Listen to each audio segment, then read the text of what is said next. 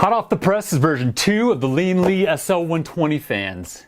Lian SL120 fans. Lian SL1.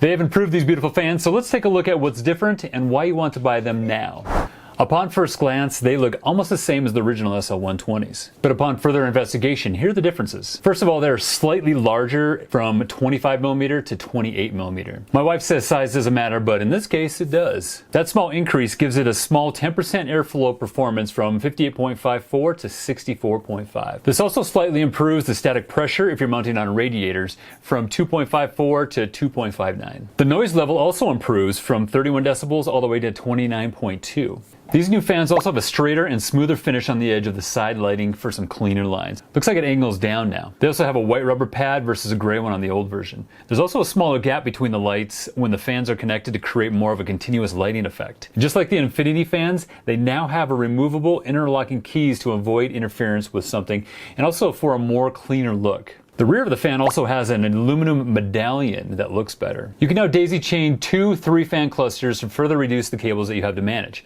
You just daisy chain those 2 clusters and then the one cable goes into the hub. The cable that connects each cluster has been made smaller and designed to be embedded into the fan frame for a connection that's as flush as possible with the side of the fan so it won't interfere, with a radiator fitting, for example. Also provides flexibility to move left or right. Let's take a look at the new L-Connect 3 software. It's updated to fully utilize the daisy chaining functionality along with the performance capabilities. What's even more awesomer, it's not even a word. You now have a wider control over the RPMs from 250 to 2000. Version 1 in old software, the range was only 800 to 1900. You can even do a full stop, 0 RPM. That's opposite of a full send. Very rarely you actually want to stop your fans, but it's nice to have that capability within the software.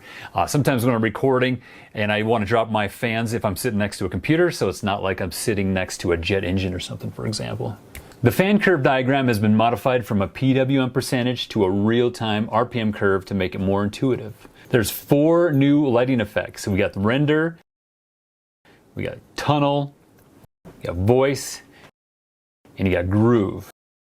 There's also more lighting effects for bridge cluster. We got tide, mixing, meteor, and runway.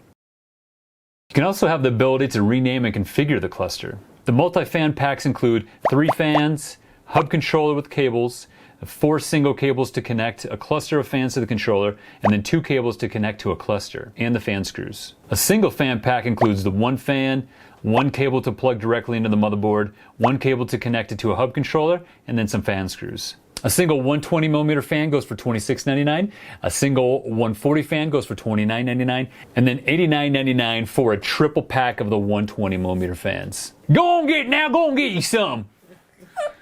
Go on get it now. Go on get. Video. Please, I'm putting that in the video.